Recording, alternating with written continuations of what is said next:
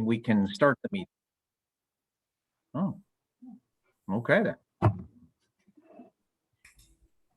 Okay, all right, I'll call this meeting to order. I'll welcome everybody to our meeting. It's June 1st, 2021. We do have a lot on the agenda, so we'll move right in. I'll call the meeting to order. Want to keep this meeting moving like we did last time. I'll ask council to just speak to the motions and any recommendations that we have there that are on the agenda. Cell phones, if you could, I'd ask everybody to turn them off or place them on vibrate so they don't interrupt the meeting. And something I've added in here for today is the moment of silent reflection that we took away a little while ago because of the Zoom meetings. But today I'd like to take a moment for silent reflection. You'll notice that Havelock-Belmont-Methuen has lowered our flags to half-mast in remembrance of the 215 children discovered in a mass grave at the former residential school near Kamloops, BC. Our condolences and support go out to everyone touched by this tragic loss. So I am going to take a moment of silence here to remember those.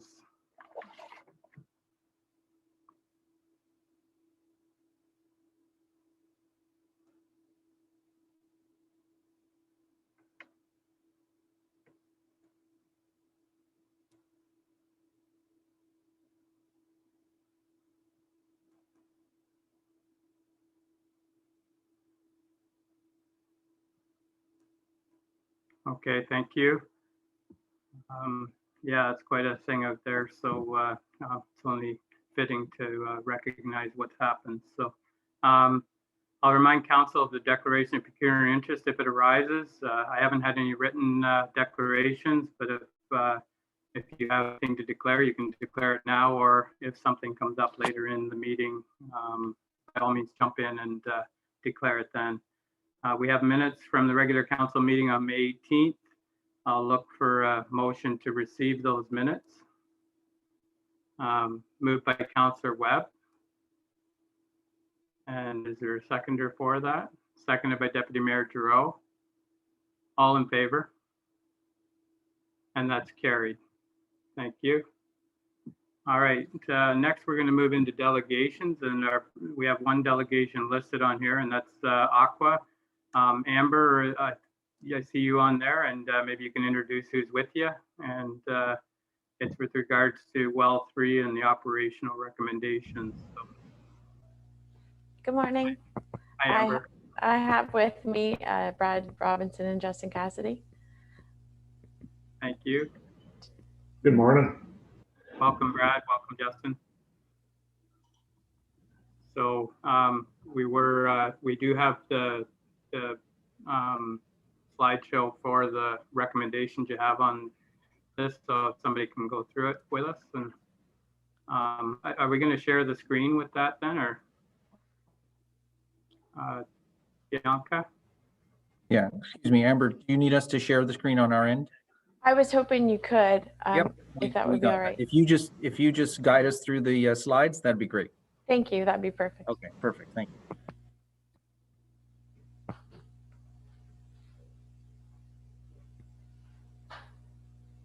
Okay. Thank you. So thanks. That's perfect. Good morning, Mayor Martin, Deputy Giroux, and councillors. Thank you for the opportunity to speak with you today. Aqua Operations have put together the following presentation as requested by the Township to update on the status of well 3. Next slide, please. In today's presentation, we're going to just go over the background data of well 3, historical report analysis that's been completed, projections, expenses, recommendations, considerations, and questions. If you do have a question during the presentation, please feel free to let me know, but I can wait for it at the end too, whatever you'd prefer. Next slide, please. So the Township of Havelock-Belmont-Methuen has requested that the Ontario Clean Water Agency attend the May 18th, which is, I should have changed, sorry, council meeting to provide costs associated with the upgrading of the well 3 in preparation for future growth. Aqua operations wish to provide the following updates: expected costs, recommendations for the future of the Havelock drinking water system. Next slide, please.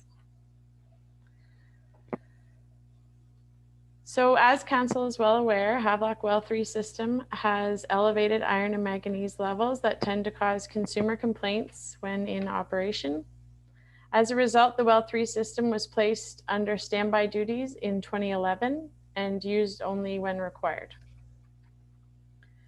Next slide, please. From 2011 to 2021, the well has been utilized under full capacity, has not been used under full capacity and maintains standby status, only running typically a few hours a week to adhere from compliance recommendations, as well as keeping the water within the clear well fresh in case required.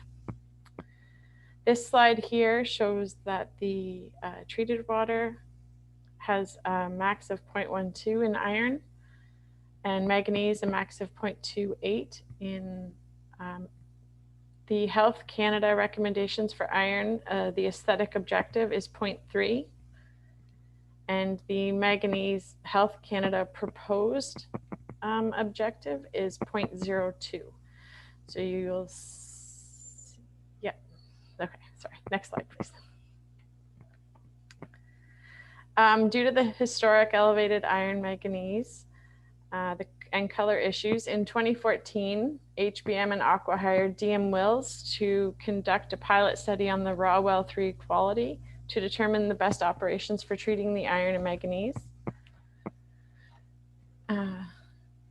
We took the water to Walkerton Clean Water Center, and I believe it was hauled out of a trailer actually, and taken up to Walkerton Clean Water for analysis. In the report, they recommended an oxidant for iron and manganese removal. They also recommended system upgrades and capital costs. In 2015, this is a report provided by R.V. Anderson. Just trying to get to my notes, sorry. The technical memorandum was to review the existing components of the Havelock drinking water system and future water supply needs to establish the preliminary water storage tank volume based on the water demand projections. The takeaways taken from this report is that the storage capacity was taken into account, the fire storage plus the equalization storage at well 3, plus the emergency storage for projected population growth up to the year 2041. So that's basically saying the tower has enough storage plus fire for for the year 2041. Next slide, please. In 2018, Havelock and Aqua reached out to Claris. A pilot test for well 3 was performed on the raw water to determine whether ozone would be an effective method in reducing iron and manganese. The takeaways from this pilot study was that bromate and THM's disinfection byproduct was non-detected during the pilot, and the pilot was effective in oxidizing iron and manganese. The pilot was a study taken just from the raw water. I believe some of the counselors were in attendance for that. Next slide, please. In 2018, Havelock hired Engage Engineering to perform a functional study. The study identified the servicing requirements for large mixed-use development in the south part of the village of Havelock. Within this report, we're servicing capital and configurations for water, sanitary, and stormwater requirements. And I've just listed the takeaways for the municipal water system. Residential water demand of 450 liters per person per day. Single detached residential lots and to have a capacity of 3.5 persons per unit. The 3 phases there for potential upgrades. Maximum day factor of 2.5 based on the population of 1,175 people, and the minimum fire flow of 2,000 liters per minute. This was all provided in the functional study. Next slide, please.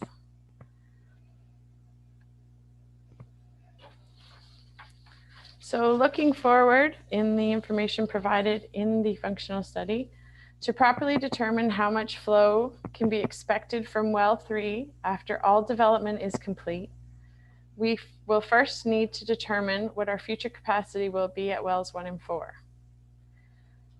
The table here illustrates our existing and projected flows as well as our drinking water capacity, showing that during the existing phase is 28% capacity, phase with the existing phase plus 1, 2, and 3, 37% capacity, and existing with all development is stating that we would be at 41% capacity. Next slide, please. The well 3 system is maintained a standby status for the past 11 years, as I've stated earlier. Aqua operations have recently been operating the well on a daily basis to the flush to waste in order to see how the plant is responding to the daily 7.5 liters per second capacity. We've determined that some capital costs may be required. And if we use 80% capacity as this threshold for well 1 and 4, then we can conclude that 80% of the rated capacity would equate to approximately 816 meters cubed per day. We then subtract that from the existing and all developed average daily flow of 955 meters cubed per day, and we are left with 139 meters cubed per day. Therefore, according to Engage's projections in the functional study, the engineer's recommendation of 80%, we can expect that the well 3 is going to need to be capable of 139 meters cubed per day. Next slide, please. So our current facility and flow capacity, well 1 and 4 are rated at 1020 meters cubed per day, which is approximately 11.8 liters per second. Although the plants are capable of operating, this is based on max capacity, the max rated capacity of the plant. It's not always sometimes practical to do so.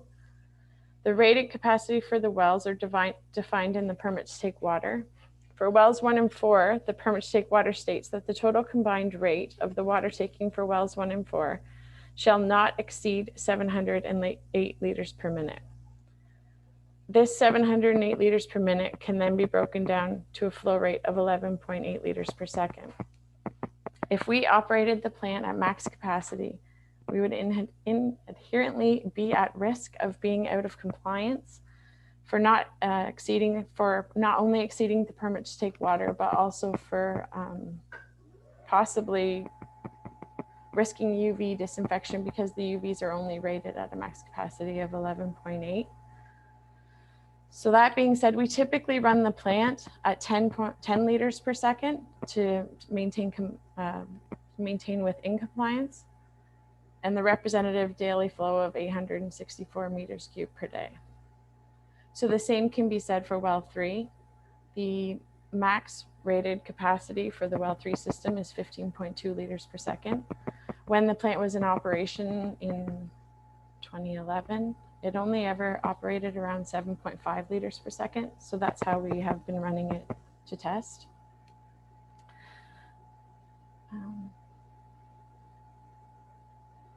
Just want to make sure I covered all my notes, sorry. So yeah, if well 3 was to maintain the capacity needed, it would need to run approximately 16 hours per day. Next slide, please.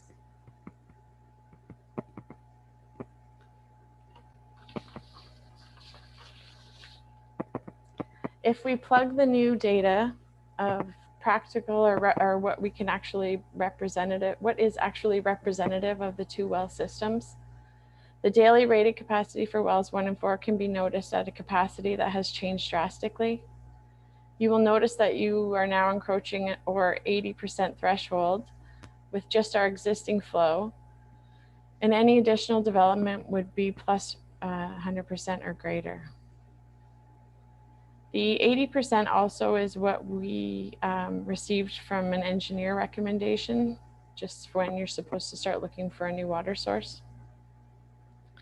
So additional water source recommended max capacity of 80% would end up being 264 meters cubed per day from the well 3 system. Next slide, please. This is just showing well 1 and 4's operation in the light green area. The thresholds are existing all developments in red, existing plus phase 1, 2, and 3 in yellow. And well 3 is at the bottom just because we typically don't operate it on a standby basis. We only operate it on a standby basis. Next slide, please.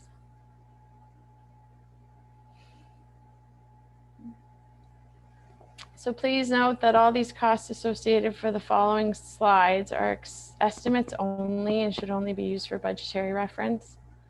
Although well 3 is currently operational, there may be some capital upgrade costs and operational redundancies to consider if the daily average flow is projected to be 139, or in our case, 264 meters cubed per day. Next slide, please. So in conversation with Justin, Brad, and Jordan, we've put a list together of some items that we think are going to be needed for well 3 to operate on a same level as well 1 and 4 when it comes to upgrades. The total is around $111,520. Next slide, please. So the following recommendations have been provided by a consulting firm when discussing with the iron and manganese levels on the well. The one recommendation was to clean the well, clean well 3, replace the screen in the well cat. By pulling the pump, cleaning the well, and possibly replace the screen, this could be contributing to the iron and manganese levels in the raw water level. This was performed at a neighboring treatment plant recently and has made a big difference on the iron and manganese levels. Replacing the filter media and clarifier weirs. This is something that needs to be done. It's been recommended in one of the reports. If it was a duty well, we would have replaced this quite some time ago, but since it's a standby well, we've been maintaining compliance. But if it's something that needs to happen with when it comes to full capacity, the filter media and clarifier weirs need to be replaced. My third recommendation is to begin testing for iron bacteria, as well as dissolved iron and manganese. These 3 sample parameters need to be approved by the ministry. I've gone ahead and filled out the application in hopes that they'll approve it and we could start this process right away. If we add dissolved iron and manganese to the raw water, the sampling program, it will distinguish between particulate and participant iron versus the it will just define if it's, sorry, I'm going to lose here, participant versus dissolved, and investigate other potential sources of turbidity observed in the system when the well is in use. The iron bacteria is a conversation I've had recently, and they tested for it. There's a lab outside of SGS that they reference. It's a quick test. They find out how much iron bacteria is in your well, and this could be treated within the well, almost with like a candy dispenser of tabs that could actually eliminate that problem at the source. So treated waters are the treated water for iron and manganese are well below the MECP aesthetic objectives, and that the contributing factor of the issue could potentially be the water main. They've also suggested that you have the water main cleaned. Next slide, please. Following Aqua's operational recommendations, it seems to be a good consideration to suggest that hiring a consulting service to perform a technical review on well 3. The first part of the review would be the sample to review the sample data, new lab results to determine if remediation of iron and manganese can be achieved. I received a verbal quote between $8,000 to $10,000 for this process. If during this technical review, they determine that the well is not a viable source and in its current form and will will require additional treatment such as an oxidant recommended. This oxidant could cost, obviously, another verbal quote from 800,000 to 1.4 million. And if well 3, and again, if the technical review determins that well 3 is not a viable source and does not meet future needs, a new well should be considered, which again, a verbal quote of 2 to 2.2 million. I realize this is a lot of info, so I'll open the floor for questions. I think that was my last slide. Oh, yep. Okay, there we go. I couldn't see everyone. So yeah, there is a lot of numbers there and a lot of, chemical letters and things like that. When we were going through it there over the weekend, it was a lot to absorb, but we do need to move on with this and get a plan going. So I'll open it up to council, but there is some recommendations in there that we can start working towards to try and be prepared for when we are at capacity. So Councillor Pomeroy, you had something? Yes, through you, Mr. Mayor. To Amber, back in, I think it was 18 that we had the ozone treatment test. At that time, I think everything looked real rosy. And, now we come up with this, all these new costs. And the cost of the ozone at that time was, or, a year later was probably 500,000. Now I see that the cost for treating would be 800 to 1.4 million. I'd like to know why that, that's so inflated. And there seems to be a lot of things that bother me that, we could have treated it with ozone and carried on and replaced some of this stuff as we needed. But to put it all down on one list, it just looks like you're trying to bankrupt the well. And because we were led to believe, at least I was led to believe, that if we give the ozone treatment, that we would have clear drinking water, and we have lots of it. So I don't know where this is going, but to me, it's overinflated somewhere along the line.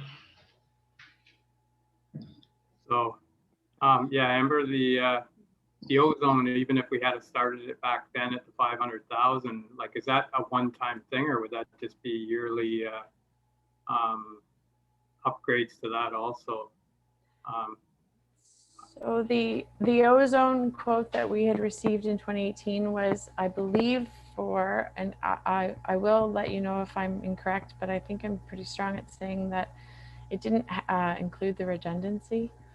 So in a lot of the well systems that we have, for example, I'm just using chlorine, we would have a chlorine pump and then a standby if anything ever failed. I believe the quote that we had gotten in 2018 didn't have a lot of redundancy.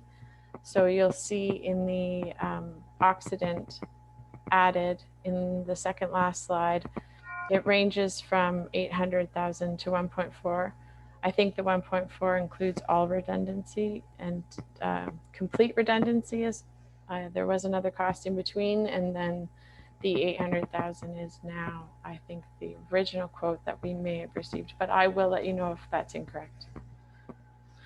Okay. I agree with the inflation. I think, COVID puts a damper on a lot of things, but I just didn't want to provide you with ozone when I think, I'm just an operator at heart. I don't have the engineering technical background, and I just think, maybe I would fear that we recommend ozone and then it not work, and that's a big thing to take out of your pocket and throw away. So in my opinion, it makes more sense to have somebody with a technical review to do a double check. I should also state too that in the ozone pilot, it was just taken from the raw water, which was great. That's exactly what we wanted, but we should have got it to take all through the process because we do have filter media. And when I was speaking to an ozone client, they were happy to do so. So that's something that we could also consider in our review, maybe in the technical review, just to make sure that, you know, all samples are taken throughout the plant to make sure that it's successful. I'm sorry, I'm not sure if I answered the question. Yeah, thank you. Councillor Ellis, you had something there? Through you, Mr. Mayor, just a couple of questions to clarify things probably in my own mind. The DM Wells report that recommended an oxidant for iron and magnesium removal. Does that change? Do you know if that changes the taste of the water? I personally don't know. I do know that in the DM Wills report, there were a few recommendations for an oxidant.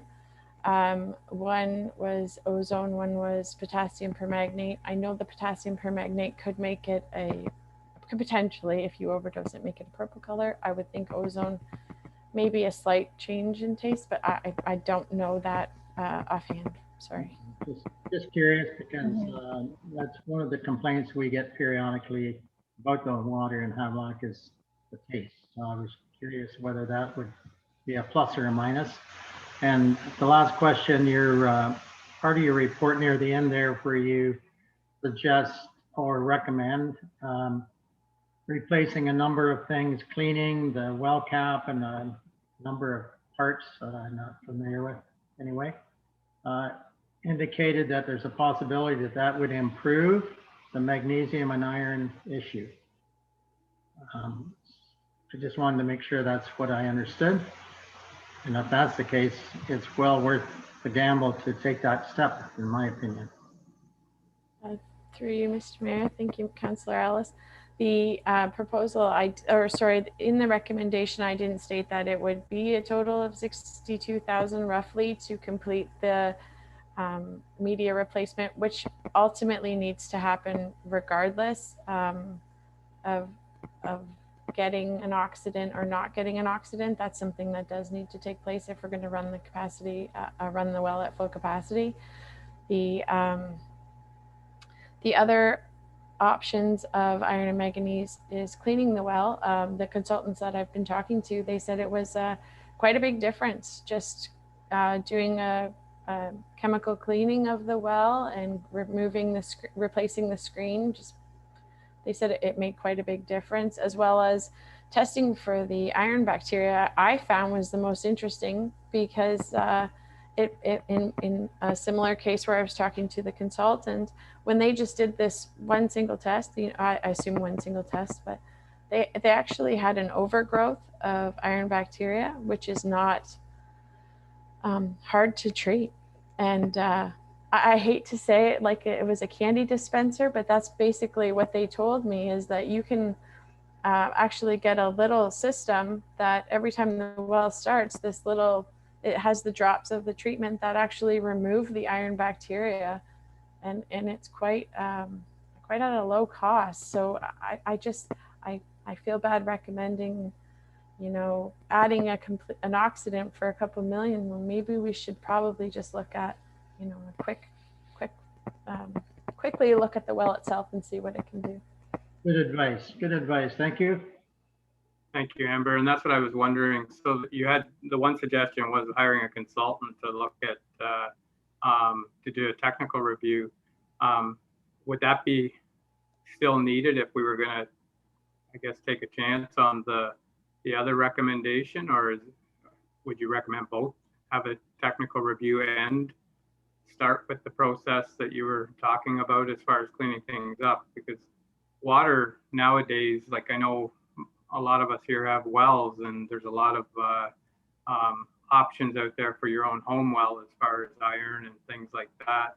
Mm-hmm. I know this is a bigger pump and a more intake, but I'm sure even since we did the last study, there's a lot of new things out there that might be more affordable. So I guess what I'm asking is the recommendation for cleaning and servicing the well.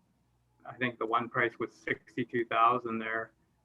And then the technical review, are you recommending both of these things or start with the cleaning the well?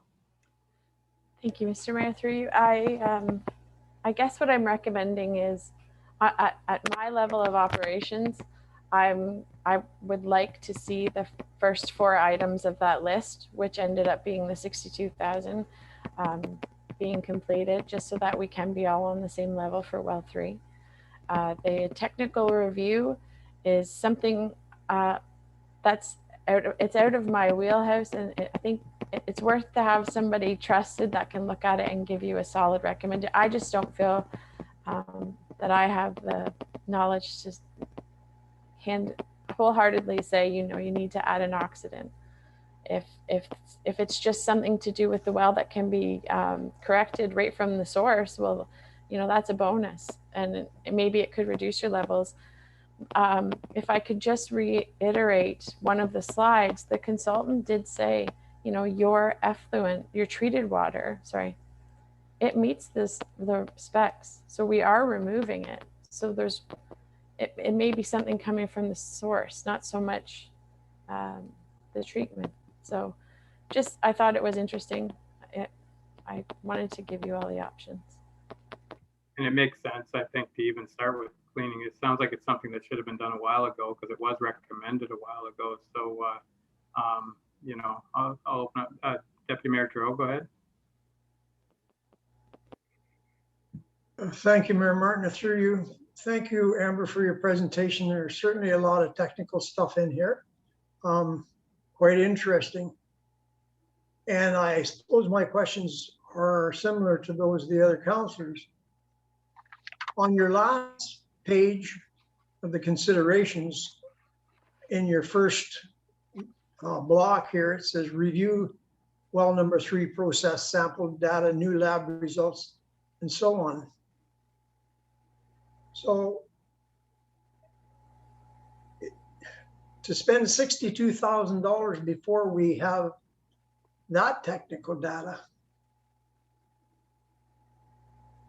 if it doesn't come back to suit us, then where are we?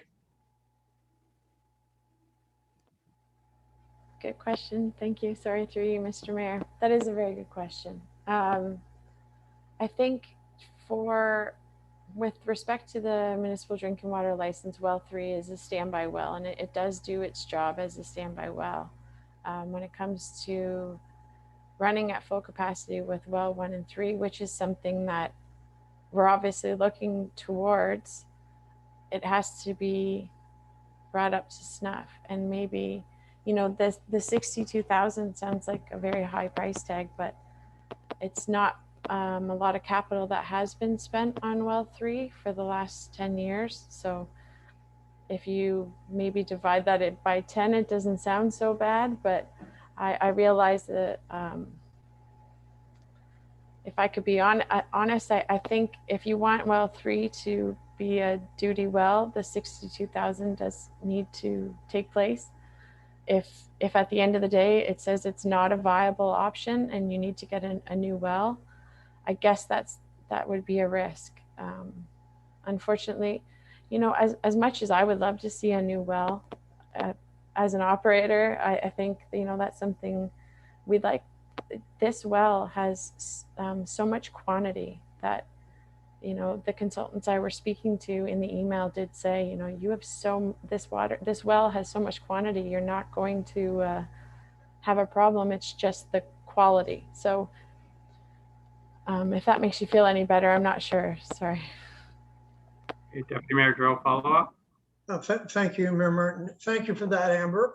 I think I needed you to explain that for everyone, because we certainly have to get this well going. We have, as you say, the capacity there. And I just want to know, if we move forward, what kind of a time frame are we looking at? Thank you, through you, Mr. Mayor. The first 4 items, I believe, I just want to make sure. So I don't have the slide deck in front of me, was the cleaning of the media. I had that quote last week, and by the sounds of it, that gentleman could do it quite soon. With respecting the weirs, the replacement of the weirs, that can be done same time. The testing, the extra testing that I've already sent off to the ministry because, to be honest, I thought it was with the best interest of the township. So I've already sent that off to the ministry for approval, and I plan to follow up after the meeting if it was okayed. But Okay. I'm trying to, oh, the cleaning of the well. Sorry. It was, it's not, I don't think it's a big problem to just get the company to come down and do so. So I honestly think it could be done in a fairly quick turnaround time. Okay, And the quality is, or the quality's not there, but it's still within what we need to be, other than the looks of it is one of the biggest complaints we have. But Councillor Pomeroy, follow up to your first question. Yes, Amber, through you, Mr. Mayor. Amber, you said we had quality water before, and we have the quantity. Now, I see we're going to be going in treating the well. Before, a year ago, you said that if we had to use our well, it's safe for the drink. The only thing is it's discoloration. Now we're going back to well, maybe it isn't safe. So I don't know, but I'm kind of baffled here. Like, I should clarify, Barry, so Councillor Pomeroy, sorry. Yeah. The water is 100% meets requirements in compliance. When I say that it just needs additional treatment, it's only for the aesthetic purposes. The well is clean to drink. There's no issue. We meet 100% compliance every time we've ran the well. It's just like I said, aesthetics. It's when it gets to the tap and we receive a lot of community complaints. I'm sorry, I should have said that sooner. Yeah, and I understand that the clarity, and that's what we had I think you commissioned the ozone treatment to see if it would clear up the water. Mm-hmm. And to me, it worked. And for you at the time, you thought it was the cat's meow. And now you're coming back and saying they got something else to treat the water with. So who do we believe? Like you got me kind of going both directions here, because we got basically everything except the clarity. And I thought we had, would have had it done with the ozone treatment at a substantially less cost than what we have here. But I realize some of these items on your list don't all have to be done this year. At least I would hope not. If you decided to open that well, that could be over time, because I know when Justin was here, he made recommendations to replace this, and this. And if, in the future, maybe next year, replace this. Yeah. And, when you come out with a bill like this, and I'm not really sure what it's going to do, because it sounds like you want to treat the water differently than what we tried before. So what happens if it don't work?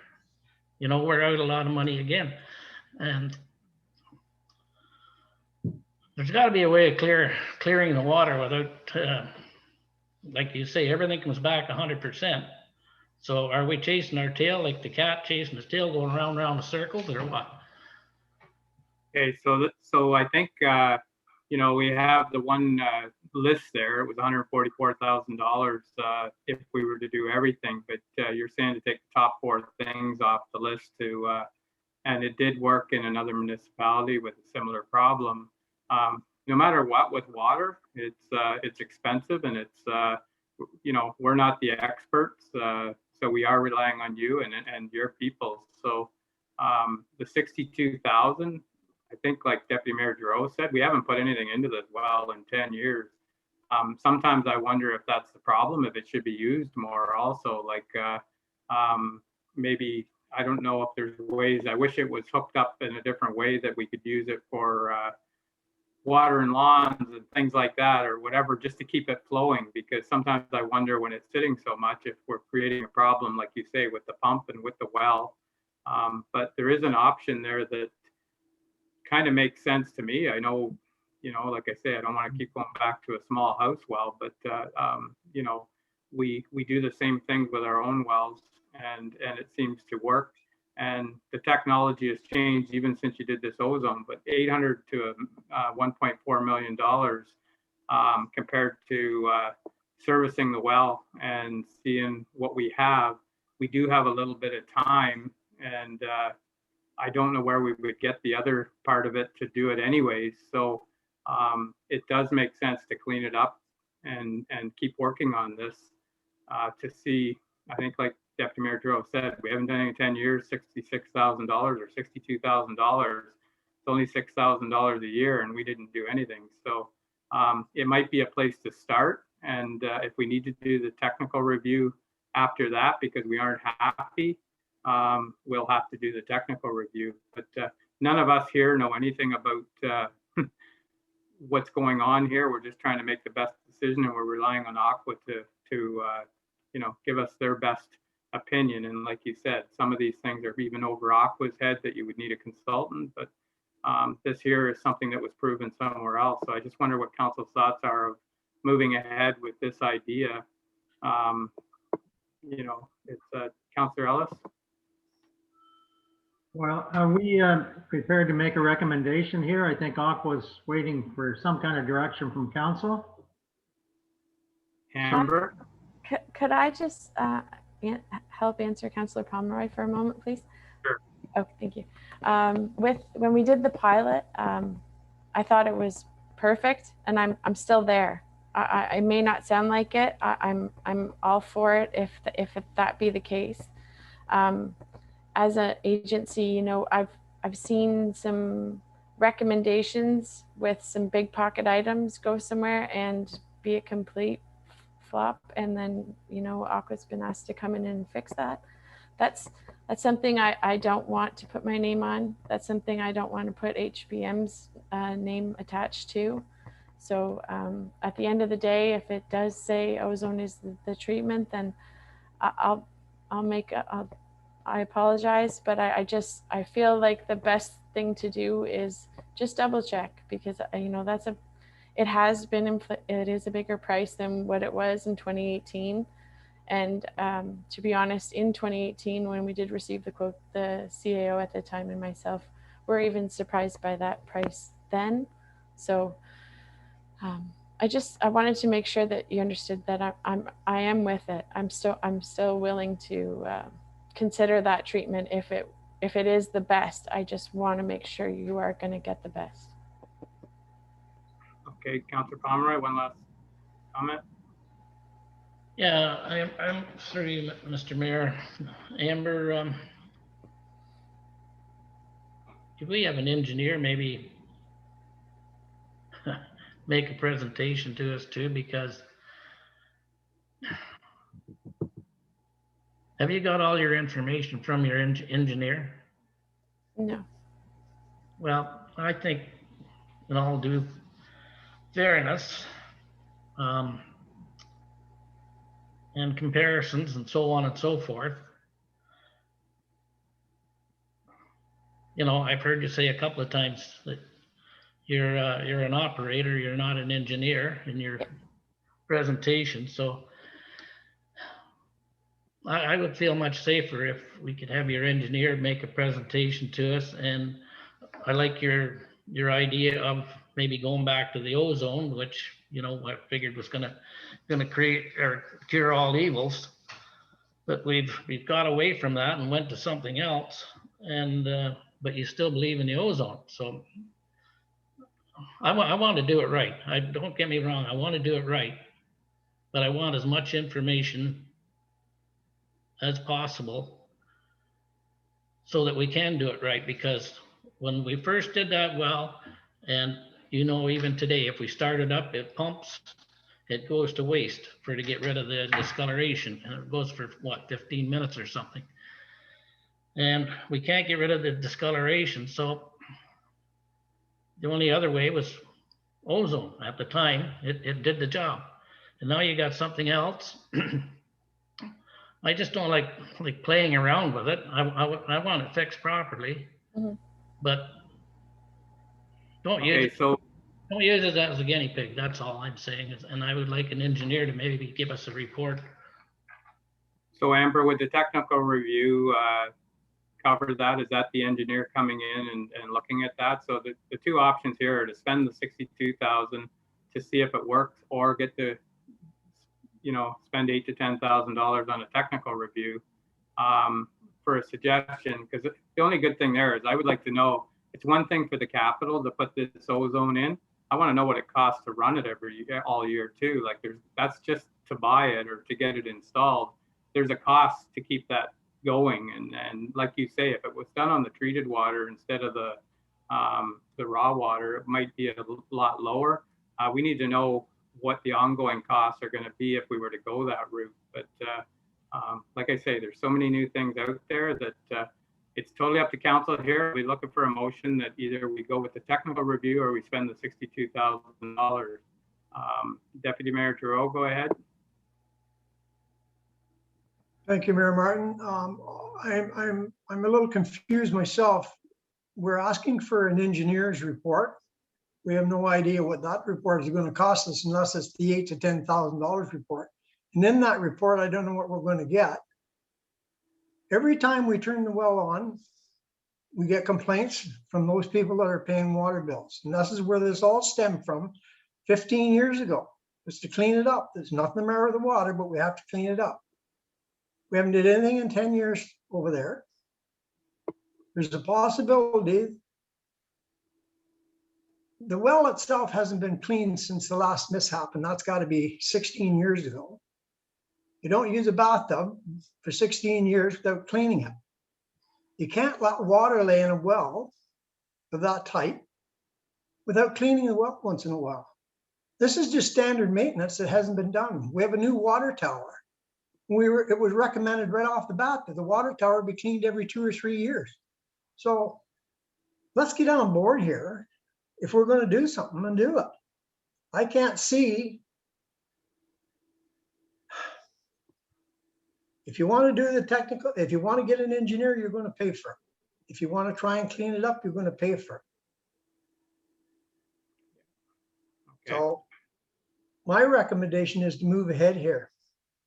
That's why I asked for the time frame. Just legs on and on. So it's going to be one or the other as far as I'm concerned. If you want to start with a technical review, that's fine. You might be pleasantly surprised and you might not. So totally agree. Okay, Councillor Ellis and then Councillor Pomeroy.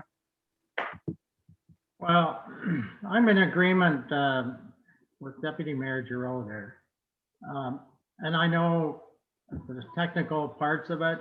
We have good operators here, and they're looking at a well that's not had any attention in how long, and it needs to be cleaned and serviced. It should be done anyway. So, like, I think we just need to bite the bullet here. Hopefully, we get real good reviews from the water after doing what's needing to be done anyway. So I'm prepared to make a motion that we give direction to Aqua to go ahead with the step where it's gonna cost us 62,000. Get the maintenance part of it done, and then test the water after to see, maybe we need at that point the technical part of it done. But we're looking at the people that look after our water system. They know when parts need to be replaced, need to be serviced, need to be cleaned, and so on. So I'm willing to make a motion that we take that step and give Aqua direction to do just what they've recommended there, and that cost of, I believe it was 62,000. So I'm ready to make that motion. Okay, I do have a motion now on the floor, and I'll look for a seconder for that before I go to Councillor Pomeroy. Seconded by Deputy Mayor Giroux. Councillor Pomeroy, go ahead. You had a comment with regards to the motion then? Yes, does Aqua not have an engineer on board? And, you know, I think we had a young lady at our meeting at the rec, or at the arena. And she seemed to be able to answer a lot of questions. Technically, you've answered a lot, but I would like some reassurance. That's just, you know, and you've kind of answered my question, because you're willing to say that ozone would do the job. And rather than spend the 62,000, we can pump the well out of there. Like, that can go to waste into the creek at any time. And I know that Justin and Brad have pumped it. It's not like it's sitting there doing anything. They do pump water there once in a while. It'll show even on the graph. But I'm still not 100%. Okay, we have a motion on the floor to go with the 62,000. Gwendolyn, did you have something there? I guess it's with regards to where we're going to get the money from. Yes, just a friendly amendment that it could come from the water maintenance reserve. Okay, all right, thank you. So we could add that into the motion. So, I'm willing to add that into the motion, Mr. Mayor. okay, Justin, you have something? Yeah, thank you, Mr. Mayor. I just wanted to clarify one thing. I think it was Councillor Giroux had talked about the water sitting in the bathtub. I just want to clarify that it's actually a cleaning of the well and not the clear well that we were going to do, and just make sure that everyone understood that it's that's the iron that's actually in the well itself. And personally, I think that's to clean the well as a start, to actually see if there's any results, I think is a minimal cost to start with anyways. I think that would be a good route to go.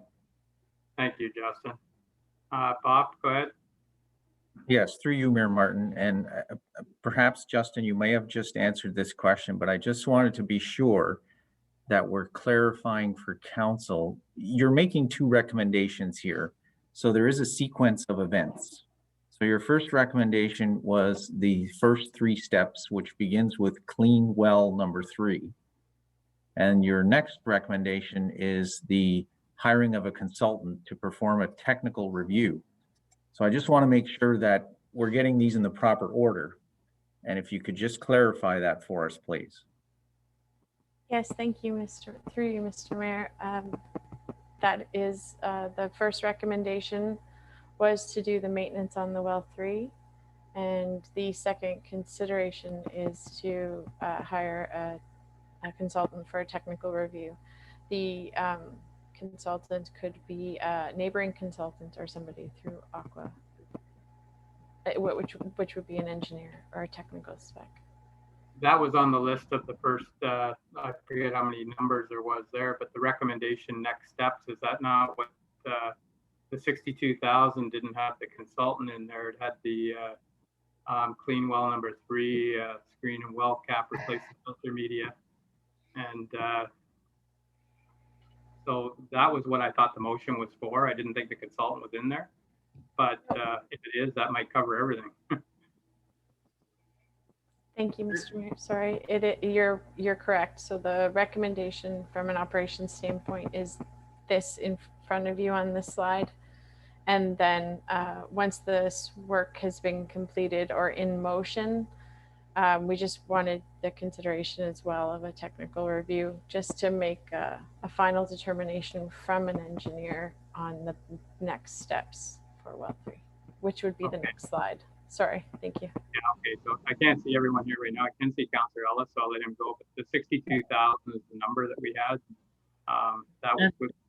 And through you, Mr. Mayor, that was my recommendation, the proposal with the 3 steps. It didn't entail technical support. Okay. All right, and that's okay with you, Deputy Mayor Giroux? Okay, so the motion is that we go with the next steps recommendation of $62,000, and it would come from the well maintenance reserve, I think is what Wendland said. So I'm going to call the question. Are there any more comments with regards to the motion? I'll call a question. All in favor of the motion? And that's carried. Okay, so we'll start with that. And, you know, as we move into budget here for this year, we're going to, you know, we may have to go to the next step, but hopefully we see some results here that saves us, you know, and there is other things out there. So maybe by budget time, we'll have a better idea if this worked. And hopefully it works as well as it did to a neighboring municipality. So hopefully that helps, Amber. It's never easy talking about this well. It's, I think, like we've said, it's been around a long time. We got quantity, but we don't have the quality. So we'll continue to work on it. Deputy Mayor Joe, final comment? Final comment, Mr. Mayor. Thank you. Amber, when can we expect you back to give us a report, ballpark? As soon as I can get the consultants, I'm sorry, as soon as I can get all the text done, as soon as it's completed, I'll ask to come back and give you an update for sure. Thank you. Thank you. Okay, thank you, everyone. And we look forward to seeing if this works or not. So thanks a lot for coming out today. And we look forward to hearing from you again here in the near future. Thank you for the opportunity to present. It's nice to see everyone. Thanks, Amber. Yeah. Thanks, Dustin. So, okay, so I don't have any other scheduled delegations here. Is there anybody? I don't see anyone on here standing by. So we'll move into staff reports for information. And the first one we had here was with Wendland and her year-to-date budget performance. Is there any questions with regards to that or comments? Go ahead, Larry. Just a quick one, Mr. Mayor. Under Parks and Recreation, it indicates a 5% loss for ice rentals. It doesn't indicate that would be recovered under COVID funding. Will that be recovered? Yes, I'm currently doing a report for the province with the COVID funding we've received to date. And it's expected that what the balance is that's left from COVID funding would offset any revenue losses in any department. Thank you. Okay, thank you. And the next one we had here, so I'll get a motion to receive them all at the same time, Bob. If the other one was with regards to the closed session meetings. So I'll look for a motion to receive these two reports. Moved by Councillor Webb, seconded by Councillor Ellis. All in favor? All in favor? And that's carried. Okay, thank you. Next, it's staff reports for follow-up action. And the first one here is Peter Lawson with regards to the Round Lake Road reconstruction. Welcome, Peter. Yes, good morning, Mayor Martin and Council. I'd like to present a report here for the Round Lake Road. The purpose of the report is to provide Council with the associated cost in regards to the reconstruction of 2.5 kilometers of the Round Lake Road. Okay. Yeah, it's a good report here, Peter, and it's almost like an experimental thing here as far as the new material, and it's, I guess you could call it like a pilot project. I heard about this last year from somebody that was installing it and how good it was. So we have had troubles on this road ever since it was done. Some of it may be how it was done initially, but this material, the cost difference between it and a normal surface treatment, you were saying it's something like $8,000 difference or something like that. Maybe I got that wrong. Yes, the surface treatment was, I believe, $8 a meter squared, and the new asphalt design was 8.5 meters. So I think my memory is correct. It's about approximately $8,000 is the difference in the price to go with the new asphalt that the local contractor has provided. The rest of the is involved in the base and building the road up and getting a solid base underneath. And as well as the report states, just for council's information, is we're going to make a platform. I know it's all in metric. We're going to make a platform wider, so we're going to have recommended by the contractor that we have shoulders on the outside of the actual asphalt of approximately 2 feet or close to on the actual edges of the asphalt. So it won't be a straight down drop off the edge. Okay. All right then. Councillor Ellis, go ahead, and then Councillor Webb. Through you, Mr. Mayor, just I know, Peter, you've done a lot of work here because, you know, it's an impressive road from what you tell me that you reviewed with Mr. Drain and made, I believe it was. That it's been down 4 years and still looks very, very good. So that's a very encouraging thing because of what we've dealt with here in the past with the surface treatment roads. So in your opinion, there is a little more cost here at the time of constructing the road, but it also eliminates the daily or weekly patchwork that we're doing on some of our surface treatment roads presently, especially the Round Lake Road. So it's in your opinion, this is a good venture as we can call it a pilot for the first go round, but it may be something that we will continue on doing on all roads as we do surface treatment. So I'd just like you to comment on your opinion of this type of surface. Yes, through you, Mayor Martin, to answer Councillor Ellis. Yes, I'm a fan of this product. I think it will absolutely reduce the maintenance. It will provide longer life expectancy of the road. The contractor has stated 3 to 4 years on above an actual surface treated road.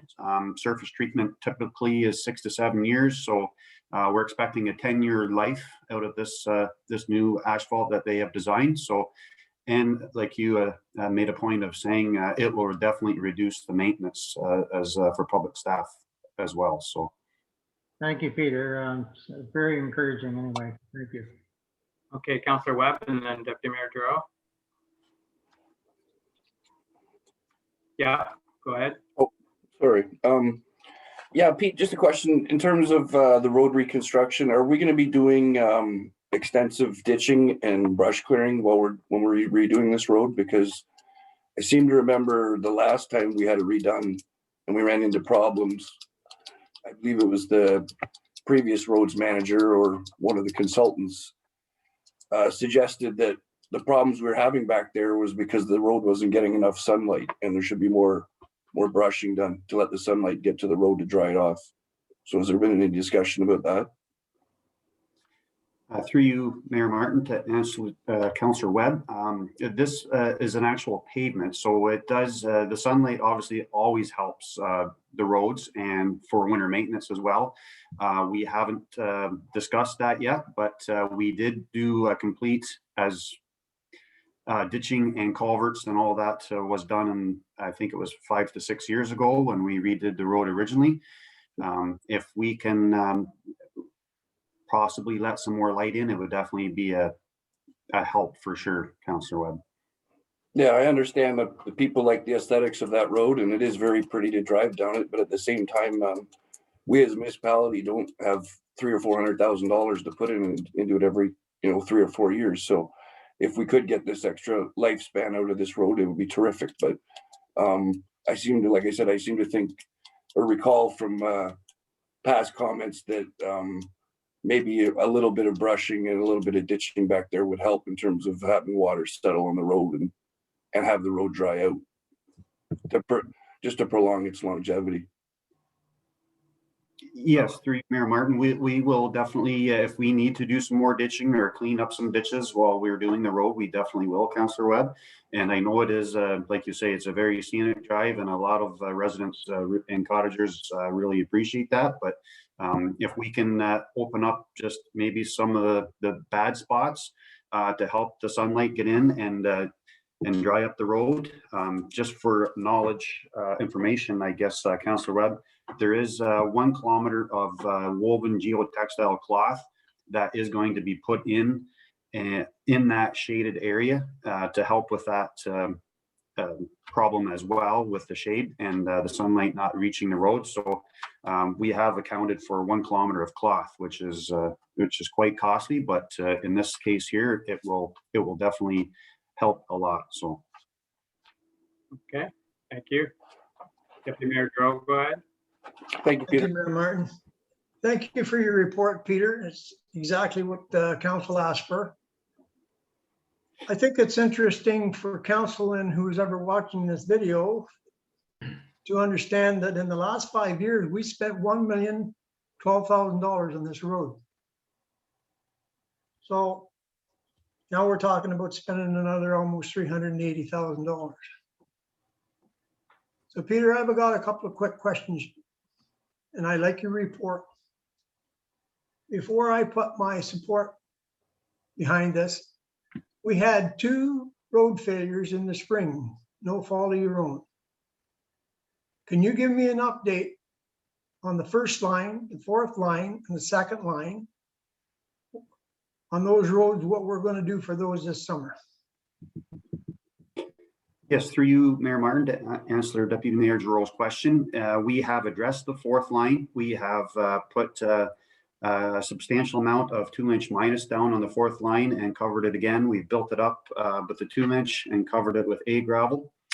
We plan on doing the same down on the 2nd at the Dewey Road intersection and Cordova as well. We are going to do that through our operating budget, through our gravel haul in our operating budget. So the one is already been addressed, and it still requires some small work down on the 4th, a culvert installation and some more gravel on top, but they are being addressed, Deputy Mayor Droe. Thank you for that, Peter. It's very important for that message to get out there.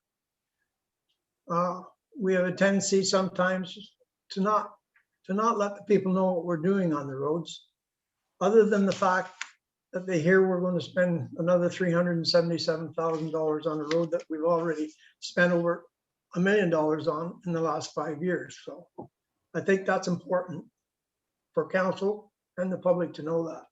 So thank you for doing what you're doing, Peter. And I know before I asked the question what was going on those roads, but I had to ask it. So thank you for that. Thank you, Mayor Martin.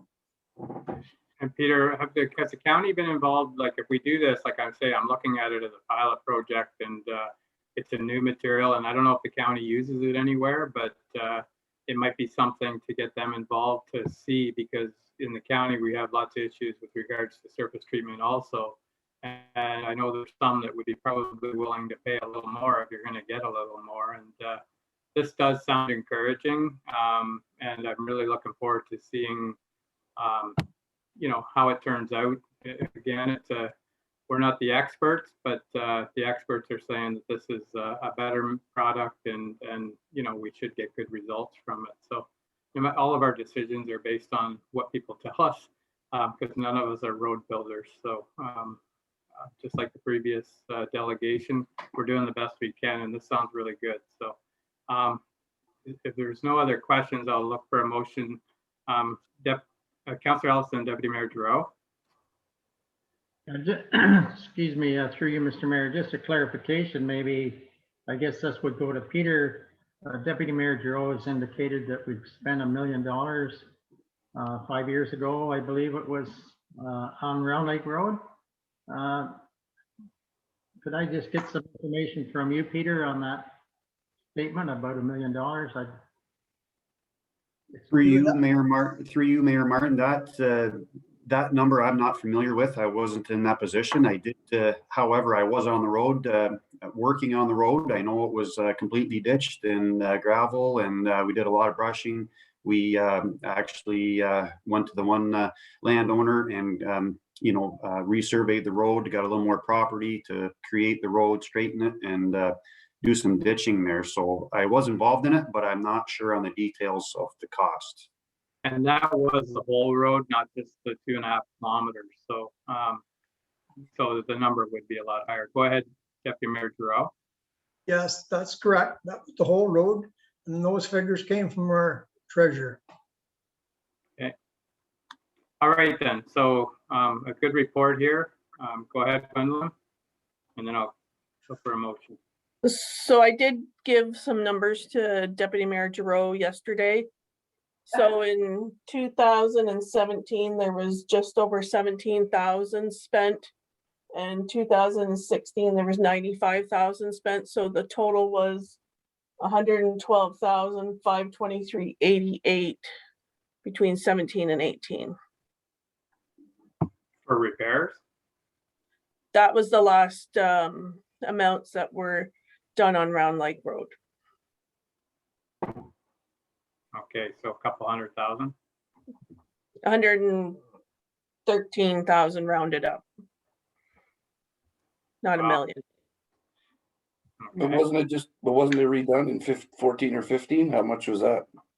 That was prior to me. I don't have those numbers, but the last time it was resurfaced was 113. But I'm saying, I think it was done 2 or 3 years before that even. It's been Yeah. done twice since I've been on. This will be the third time it's been done.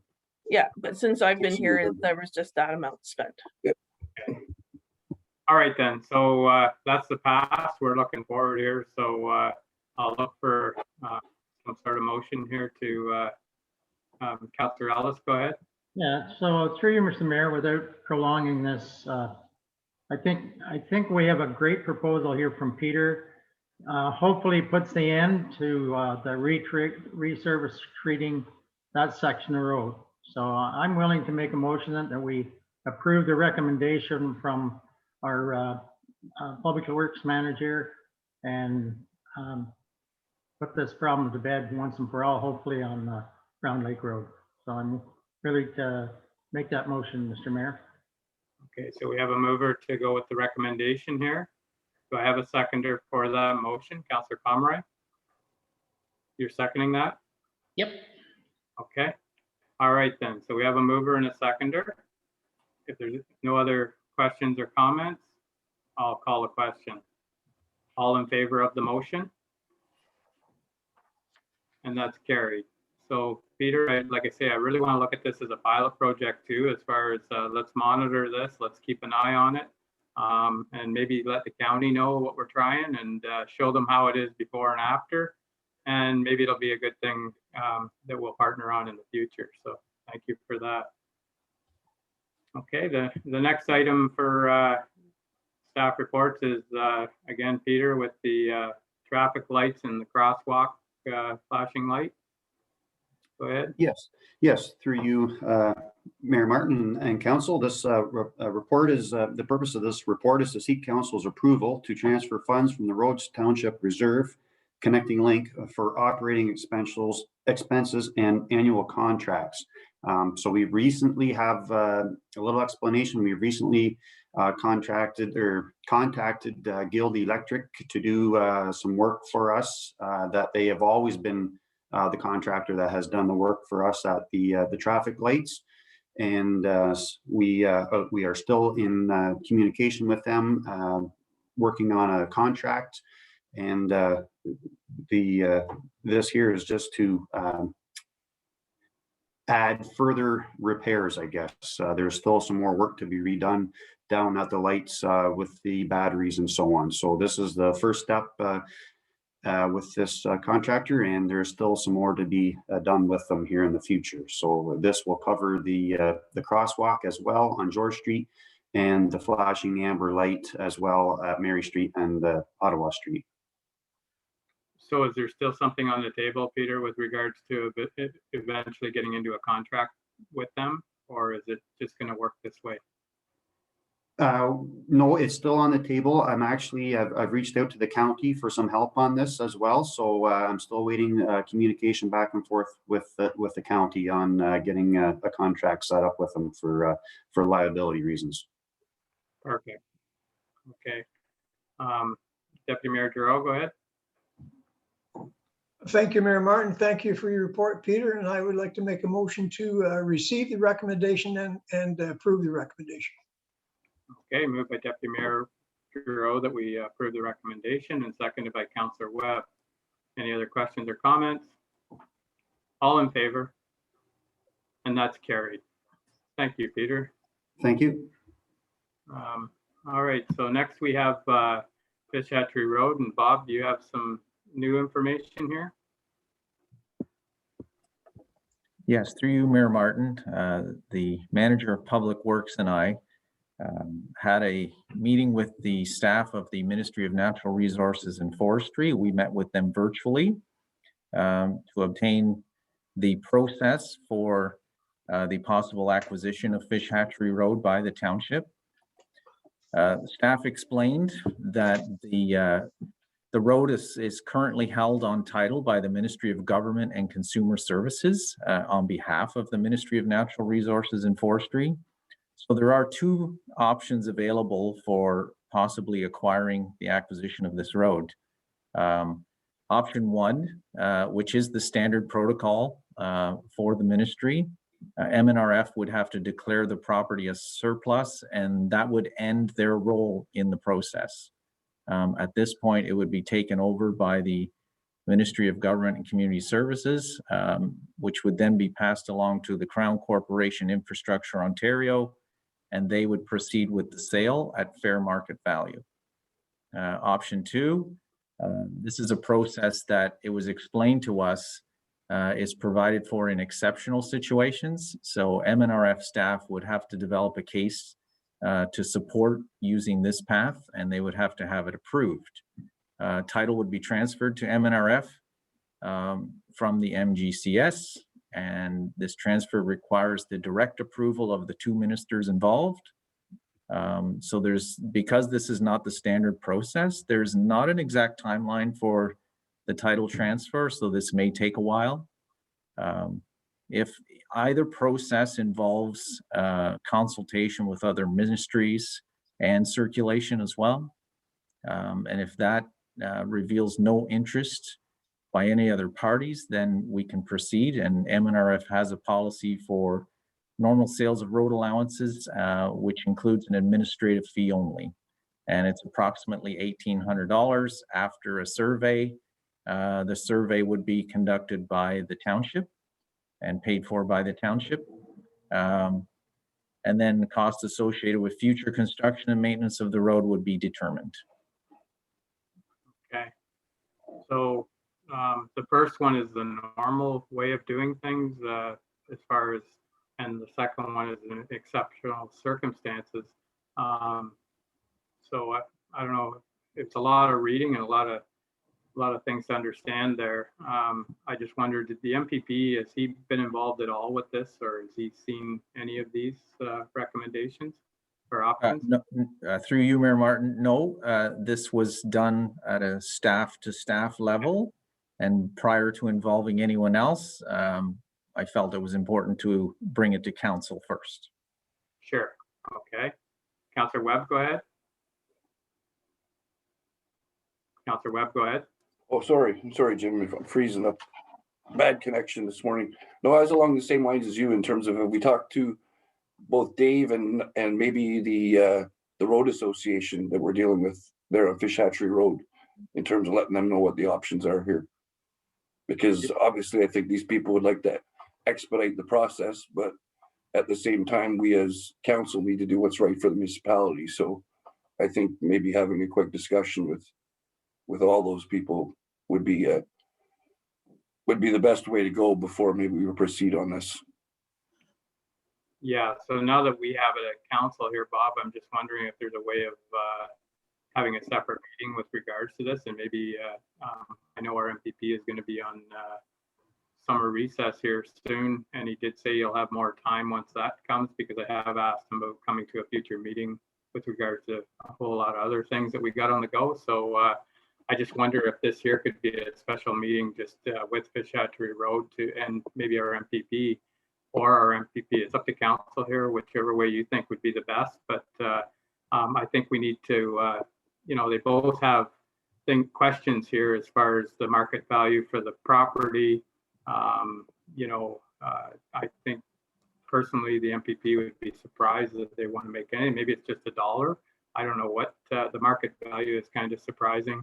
And on the second option there, there's a couple things in there that sound like a better option, but the timing doesn't sound good. So I just think we need to get all the parties together here and nail something down. Like Councillor Webb said, we just want to get this thing done. It's been around the table for years, and but we want to do it right. So Councillor Ellis, go ahead, and then Councillor Webb.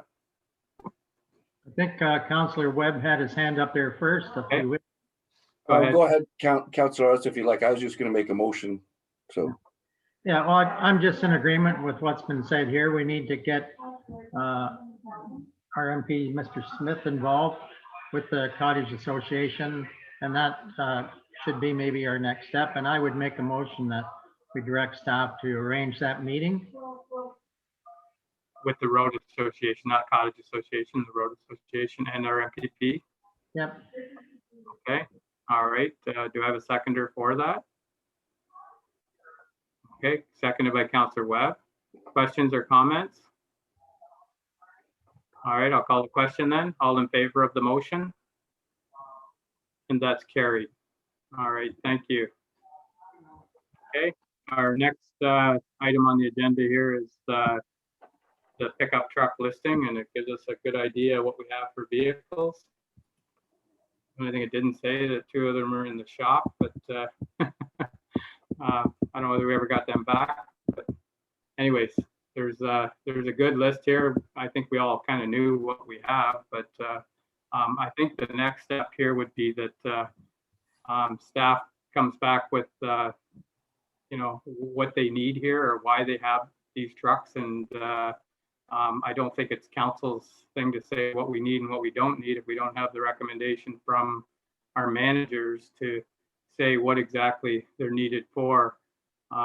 These will have to be dealt with individually and come up with a plan to see.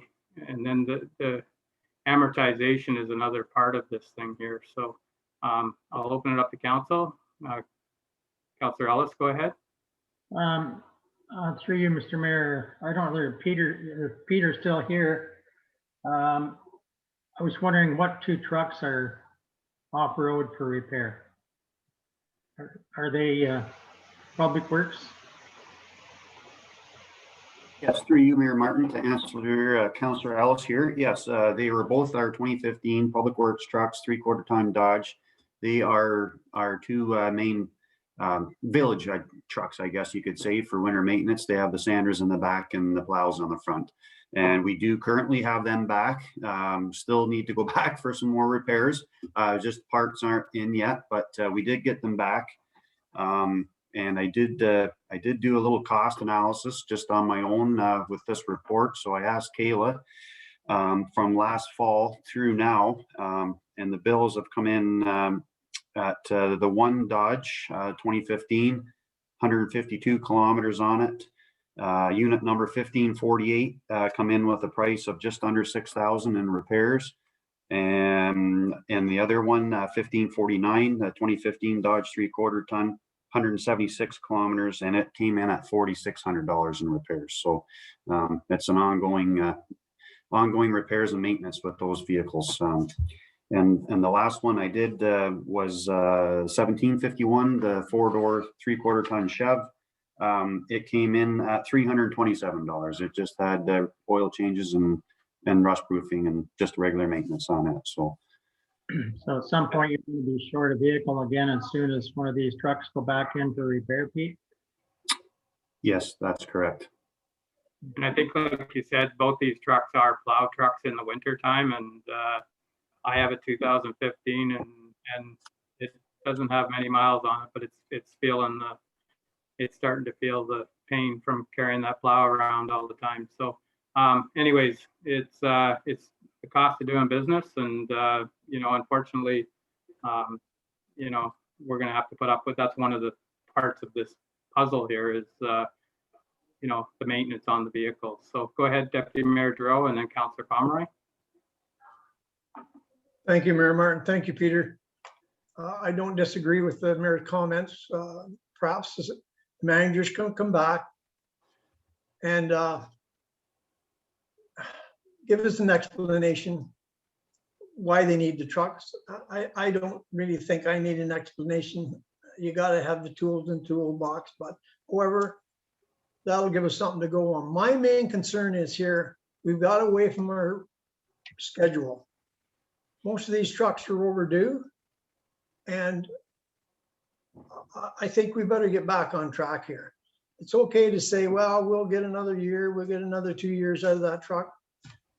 I'm hoping that maybe our treasurer will help me out here, but every year at budget time, our budgetary items for our Houghton seem to go on regularly to our taxes. So are the people that are paying taxes think they're getting new trucks? All I'm saying is we're not sticking to our truck schedule for replacement. And unless I'm totally off base, somebody better explain that to me and how that happens. So when we do our yearly budget, we tax our taxpayers in the roads department or any department for our truck replacement schedule, but we haven't stuck to that schedule. So do we take that off the taxes if we don't stick to that schedule? How's that work? So each year, each department manager brings forward their capital requirements within the budget process.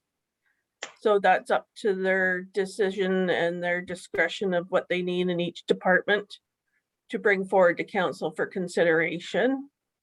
There has been some debates in past budget deliberations to whether or not a piece of equipment or a vehicle could last longer than what the schedule was.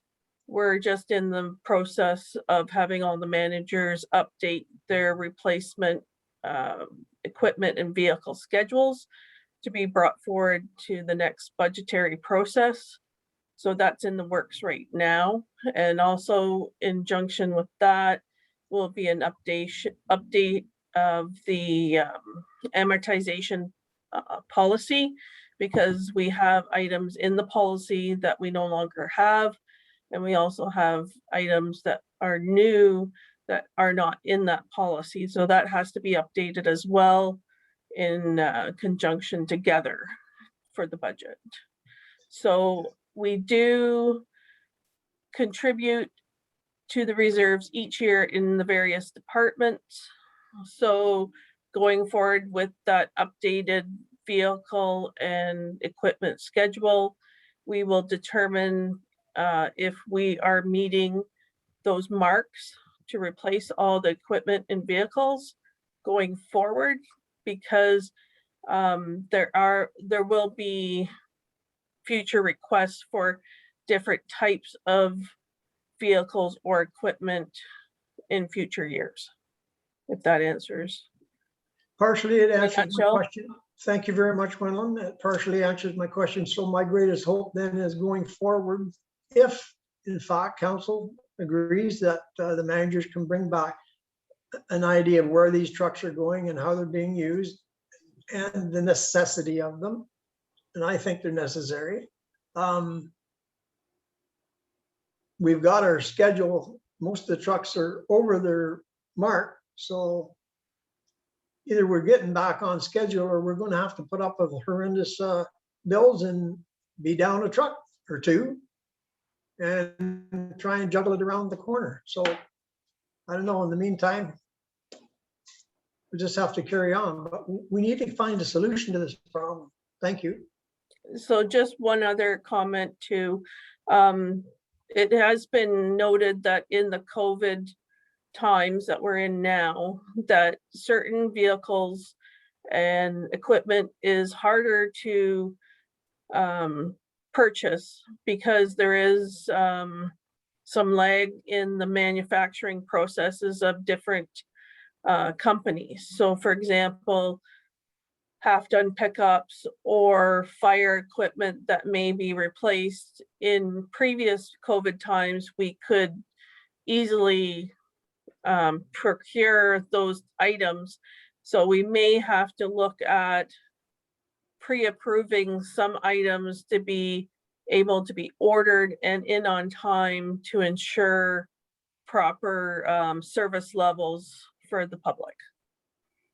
Yeah, that's pretty evident right now with the 3/4 tons. I know, like I said, with my own, it's great price on it for a trade-in, but there's nothing to trade in on because there is no trucks out there. So that's why they're holding their value. These 15s that we have here right now would be worth a real good buck, but you won't be able to get anything to replace them. So always a catch-22. Councillor Pomeroy, you had something? You're muted there. Go ahead. Through you, Mr. Mayor, to Peter. The Chevy Silverado, we just had some work done on it. Could you enlighten us on how much that cost? Yes, yes, through you, Mayor Martin, to Councillor Palmer. Yeah, that was through a capital, and it was $3,500, I believe, just a little bit under $3,500 for the repair and paint on the box side. Yes. Okay, thank you. All right then. So I think what we need here is a motion for management to bring back individual department recommendations as far as what they need for vehicles and why they need them, I think. Bob, go ahead, and then Councillor Ellis. Through you, Mayor Martin, I just wanted to express to council, there's been a few questions with respect to repairs. And I just wanted to express to council that management team as a group has done an excellent job of looking after each other with respect to lending of vehicles. When one department has been short or in need, there's always been someone to step up and lend a vehicle. So I just wanted council to know that everyone is working together to look after the needs of the township. Okay, Councillor Ellis. Just one last comment through you, Mr. Mayor. Past practice has been when we replace a vehicle, I'll use Peter for an example. If Peter's truck was due to be replaced, we order him a new truck. His truck that he was using was handed down through the system and the truck leaves the fleet. At the present time, we have a truck sitting at the fire department that was a replaced truck. And I'm asking why that's not being handed down through the system as past practice has been, especially when we're sitting short vehicles in a certain department. So I think that's what we need to come back as a, there were some things that I found out last week. I didn't realize that an emergency truck isn't very easy to pass around because they have different plates on them. They're not allowed to go to other departments in the future unless you totally strip them down and relicense them, because that sticker that's on them is, and this was totally new to me, but, and it's, they have a different sticker that they can't, an emergency vehicle can't be used by anyone else other than emergency services. So it's the same for ambulances, fire trucks, police cars. I haven't really looked at the stickers on them, but I just found out last week that they're one vehicle. I think this is going to be part of the report for management. As far as passing these vehicles down, we've had the argument over the years is if it wasn't good enough for one department, why is it good for the other department? That'll be up to the departments to explain to us if that would work for them. And the other side of it here is we hope that they're going to work together here. Like Bob said, we're doing this at the county right now as far as sharing vehicles or sharing equipment between upper tier and lower tier. This is a question for our management too. Like maybe there's an opportunity here to, like they're doing now, they're sharing their vehicles when one's broke down, make that a part of the plan. But as far as the replacement schedule here, we need to be firm on that. There's a reason why it's there, and deal with it that way, because otherwise, you know, like we do have a vehicle here at 2004 that was a fire truck at one time. You know, that's a good way of doing it if we can keep doing that. You know, but I think that'll be up to Wendelin as far as our keeping everything go with PSAV and all that stuff. It's a new way of doing business. So go ahead, Larry, and then we'll finish up here. Well, I'm sure we have a policy and a procedure. We've been following it in the past, and that was it. When it was a new vehicle ordered, the old vehicle was handed down through. The worst case scenario went out the door. So I don't know why policy is not being followed now. And that's what we need, is we need managers to tell us that that's what we're asking for in this. When the motion came last meeting, it was a schedule of our equipment. But now we have the schedule here, and I think what we need here now is let's get on with I know there was different things around it, even the 4-year lifespan on the Chevy there, that was because it was getting lots of miles on it. So it was being taken home and it was used for the road patrol and all that stuff, where now it seems to be just one of the other trucks. So I imagine it'll go through the system with a plow and everything too. But I think we need the management team to put together a plan here on these vehicles. And like you say, if they can go down to another department, make it happen. That's the way we dealt with it before. But it's not really a council thing here to worry about this, because we're not the ones on the ground here. So. Well, I'm going to go back to my previous statement. It's not up to it's not up to council to say what you're just saying. It's up to council to establish the policy and procedure, which we have in place. Right. Which we have in place. Yeah. It's not being followed. I think that's what Deputy Mayor Giroux is saying. We're not following. It's the same as the replacement schedule. We did it on a lawn tractor not too long ago. We have a replacement schedule and we're not following it. So we need to follow these things and stick to the policy that we created. So, and that's what I think we need to get on here with this is we have the list of vehicles. We need staff to put together a plan to work with the policy that the council has already. And let's move on with it. It's like you say, we have policies there, make it work. As far as I think where it came from was the deputy chief's fire truck there that was hung out at the fire hall. And I think Bob has talked with them, and there was something, I don't know where that came from, Bob, but you talked with the fire department as far as I think some of council thought that it was going to Parks and Rec. And it ended up, it was going to the deputy chief. So it's obviously we missed something in the communication somewhere. Can you follow up with that, Bob? Well, through you, Mayor Martin, we will bring back the report at the next meeting and we will detail all of this. Okay. All right, that's what we need. So that'll be the individual department heads. Deputy Mayor Giroux, go ahead. Thank you, Mayor Martin. I would like to make a motion to receive this report with thanks. And if it's necessary, make a motion that a report come back as our CAO has described. Okay, so we have a motion on the floor. Do I have a seconder for that motion? Councillor Webb. Okay, any other questions or comments? Okay, I'll call the question. All in favor of the motion? And that's carried. Okay, thank you. Next, we'll move into correspondence. One action item here, and that's with regards to the Lions Club.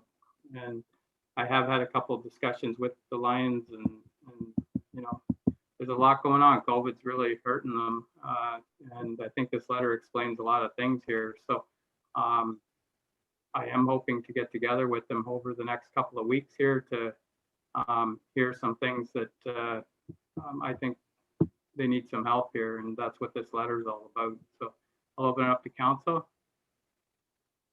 Go ahead, Barry.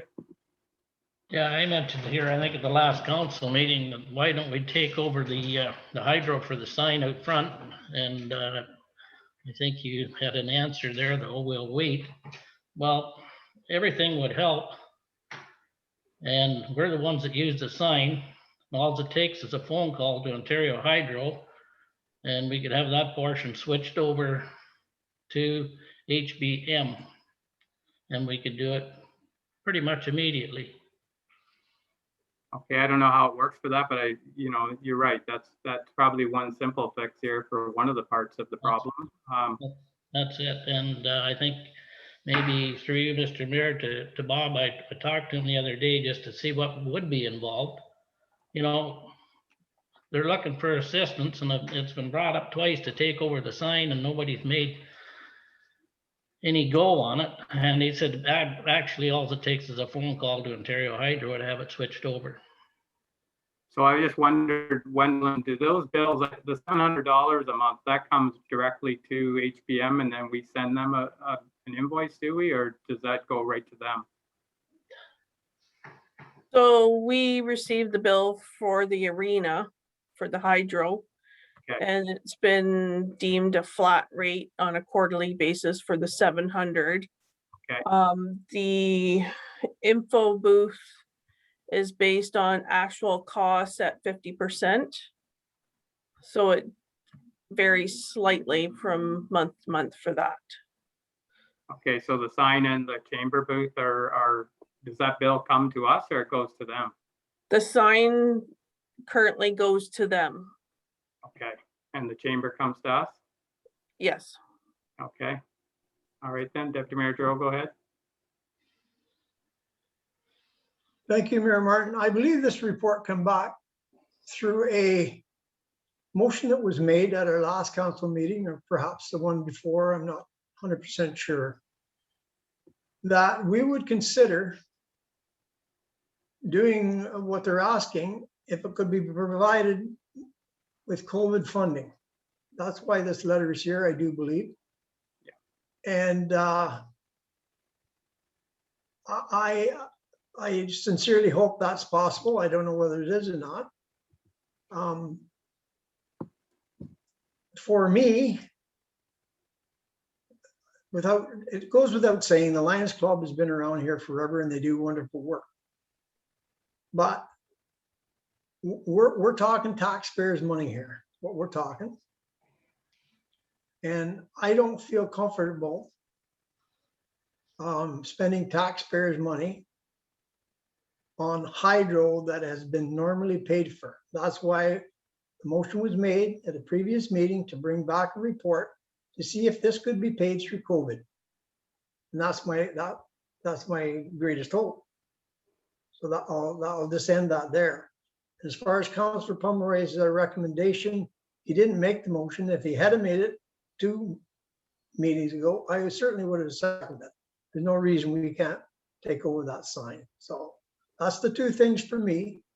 Can this hydro or the Lions Club be paid through COVID? That was the original question at the last meeting. Okay, Wendell and then Barry. So that would be a council decision if it could be paid through the COVID or not. But in the previous discussions, when this has come into the past council meetings, the first time it came was whether or not the Lions Club had applied to federal and provincial COVID funding on their own. And now we do have through the Economic Development Committee, which I'll defer to Councillor Webb on, the COVID grant to organizations and businesses up to a maximum of $500. So they also do have that opportunity to apply to that through the township, because we have earmarked $15,000 of the COVID grant money towards that. So I don't know where that stands. So I'll defer to Councillor Webb to maybe his discussions maybe with the Lions Club. Yeah, well, Gwendolyn, you kind of hit the nail on the head. In my brief discussions with them, we made them aware of the $500 that was available to them. I think they are going to apply for it, but as the letter indicates, I think their losses are more substantial than $500. So I think they're looking for over and above the 500. But just for the rest of council, yes, once we get that application, they most likely will be receiving the 500 of COVID relief through the economic development. So moving forward, if in our discussions, you want to maybe, whatever the value is, subtract 500 off that, because like, as I said, almost 100%, they'll be getting 500 from the Economic Development Committee. So the 500 might even help towards the chamber part of it. That would cover 10 months of hydro bills, I guess, for that. But Councillor Pomeroy, go ahead. Getting back to what I stated before, we use the sign across the road.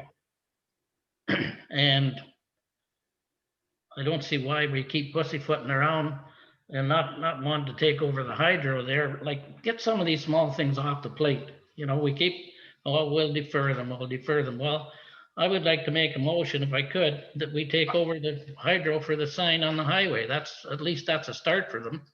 That's right. Okay, so you've made the motion, and Yep. Councillor Webb, do you want to second that? Yep. Okay, then. So we have a motion on the floor. Any other questions or comments? This is just with regards to the sign. So all in favor of the motion? And that's carried. Thank you.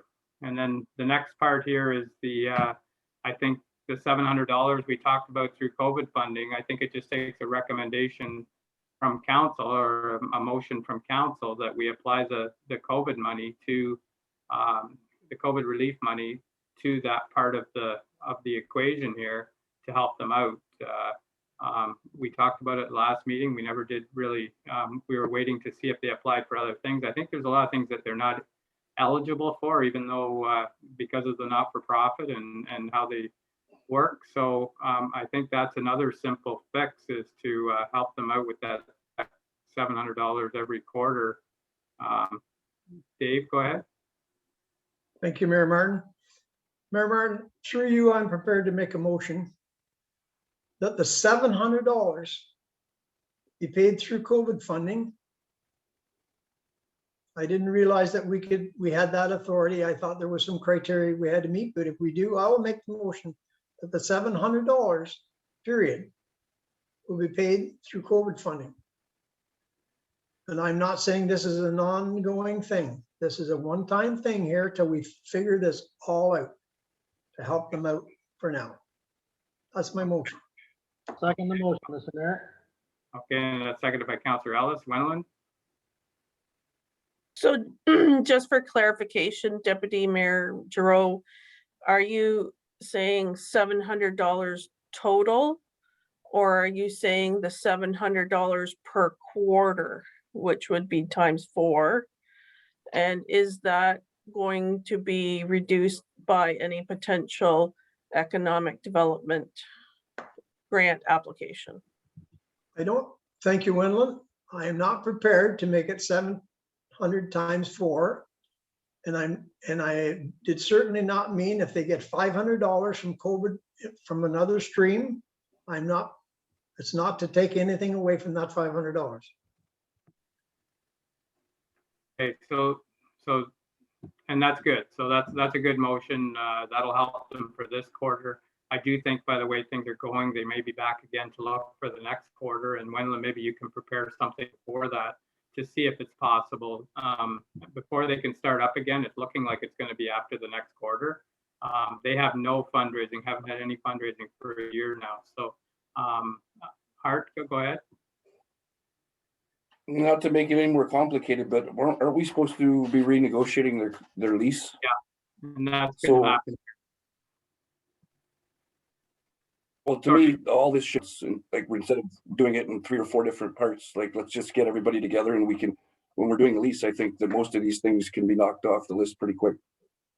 That's right. It's that's going to happen. They have a new president starting in July, and he's getting some people together to help with that part of the thing. So that's going to be happening over the next month. Well, is it too early for me to make a motion, or should I at least start the ball rolling here? Well, I think these motions here right now will get them through to that negotiation. Yep. And, so it's just the $700, like Deputy Mayor Groh said, that'll get them through to their election, I think, anyway. Yep. And then we can deal with the rest of it. As far as I think Deputy Mayor Groh meant with the $500 from the economic development, they could apply for that towards the chamber for now, and that'll help them out for that.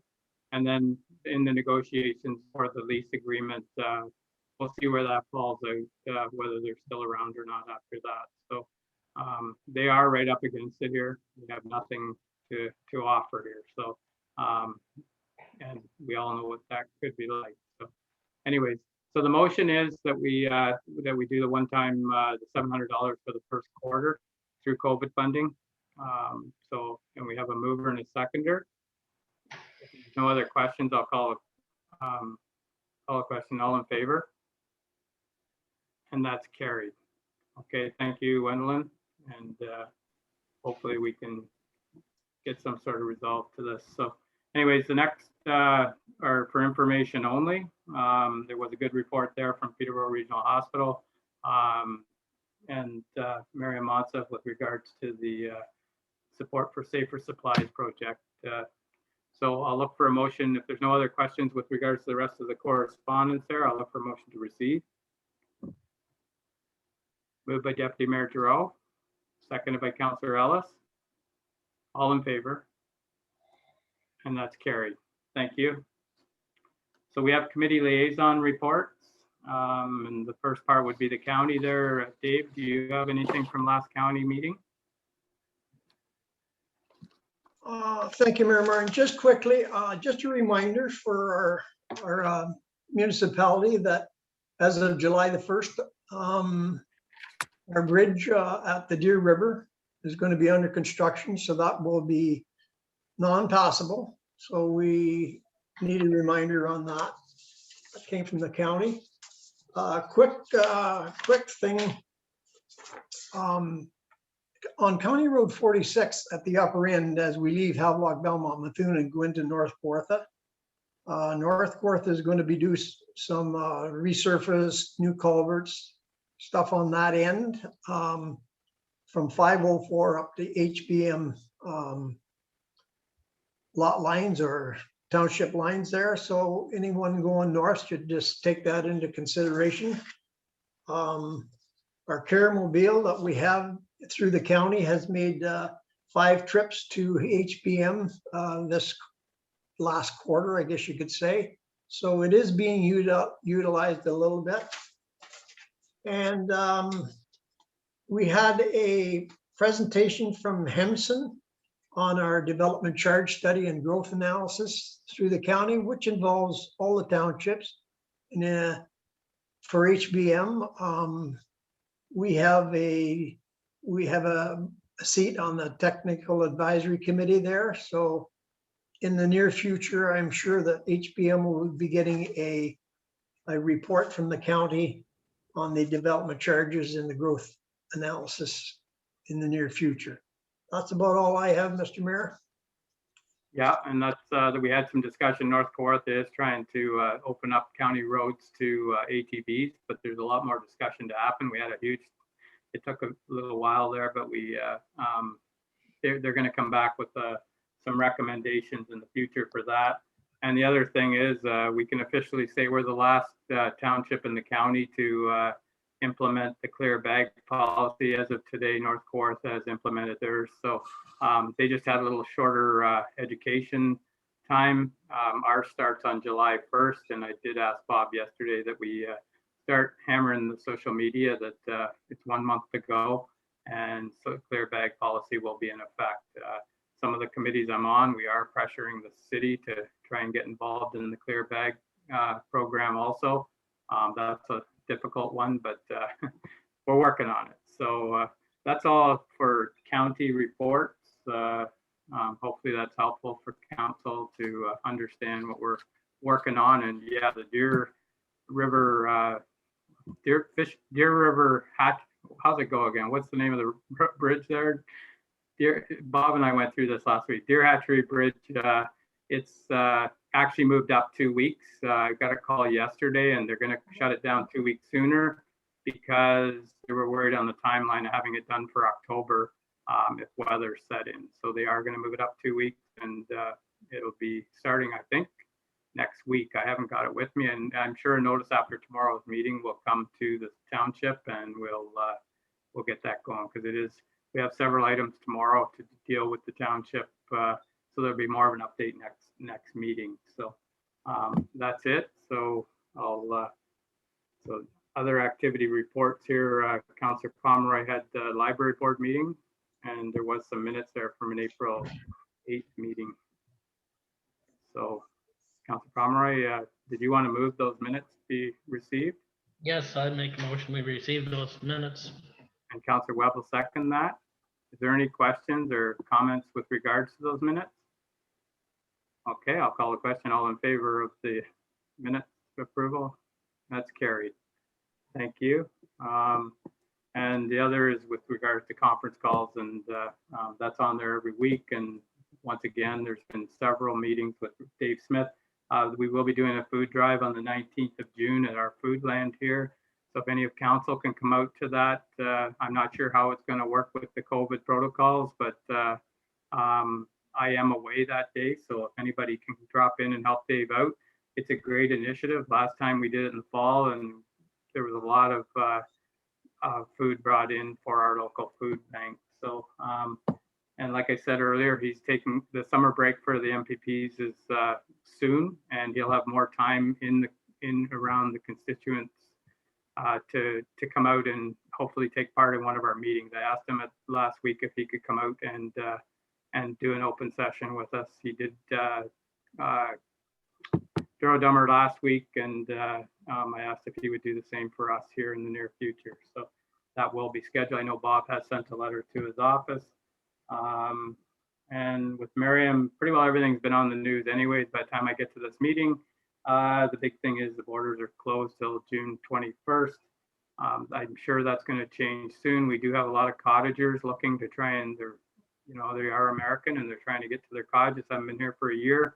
A lot of pressure starting to ramp up for that. So, and that's all I had anyways, as far as conference calls and reports from other levels of government. So, is there anything else with this? There's nothing listed on here, but liaison reports. I know there's some more things happening this month, and then we'll be breaking too for summer. So, so we'll see how that goes. But if there's nothing else, I'll take a motion to receive the liaison reports. Moved by Councillor Webb, and seconded by Councillor Ellis, and all in favor? And that's carried. Thank you. Okay, the next, I'm just going to catch up here.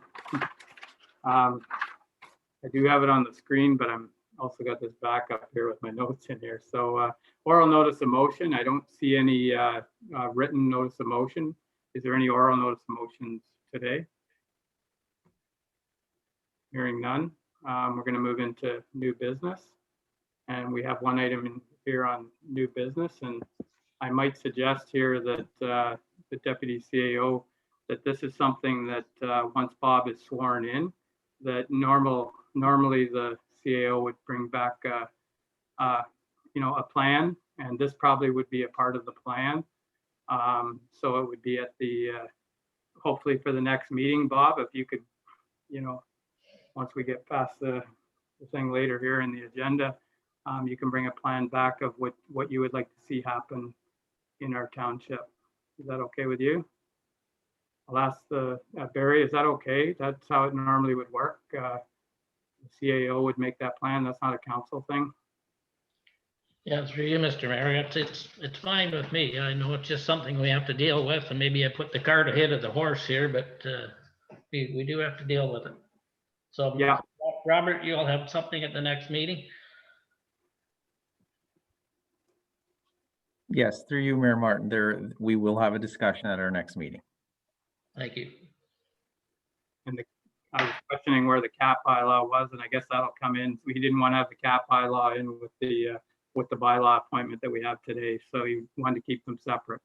So, okay, all right then. So, if there's nothing listed for new business, and in the future that's the way it should be. Is it should be on the agenda. Otherwise, it should be an oral notice of motion. Go ahead, Barry. Yeah, I had one thing here. It's something the council said they were going to do this spring. Was there's a deck back or a dock wanting to be built back at Jack's Lake that was an excessive piece of work, and council said they would maybe look at it this spring. So I wondered if any counselor had been back to check on it. Deputy Mayor Giroux, go ahead. Perhaps I misunderstood Councillor Palmer. Did you say Jack's Lake? I think, Yeah. I think Yeah. that's where it is. Yeah, it's a big long dock with a canopy on the land side. Yeah.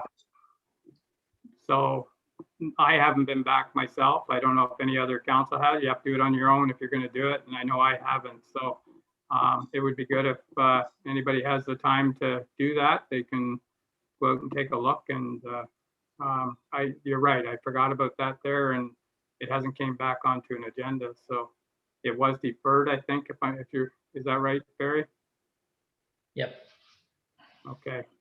So if anybody has the time to go out and take a look at that, I know we did say, that's something that having eyes on it makes a big difference than looking at a picture. So I'm sure you could make arrangements with the marina to get over there, or maybe John can take a counselor or two out in the boat to see it. I'm not sure how that works. Yeah, two people can, but go ahead, Barry, and then.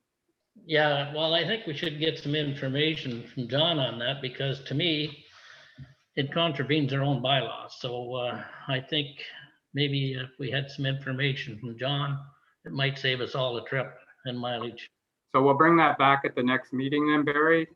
Put that on the agenda. That's how it should have worked today. It's not fair to deal with it when it's not on the agenda. So I think that the right way to do it here would be to make a motion in the oral notice of motion that we bring back a report. Staff brings back a report, and how we deal with moving forward is how I would suggest. Okay. Okay. Is that okay with you? I move that then, that staff bring back a report on that dock and we make a plan to deal with it. Yep. Okay, moved by Councillor Pomeroy that we take a look at that, and seconded by Councillor Webb. Any questions or comments around that? Okay, I'll call the question. All in favor? And that's carried. Okay, thank you. So next we're going to move into bylaws, and it's been a long time coming. So anyways, we have a bylaw here to appoint a permanent chief administrative officer and clerk for the corporation of the Township of Havelock-Belmont-Methuen. Does anyone want to make that motion, or do we want to leave it till next week? Okay, moved by Councillor Pomeroy, seconded by Councillor Ellis. Any comments or questions? Go ahead, Barry. Yeah, we sure have waited a long time, Bob. Okay, so we have a motion and a seconder. So is there any other comments or questions? If not, I'll call a question. All in favor? And that's carried. Congratulations, Bob, I think.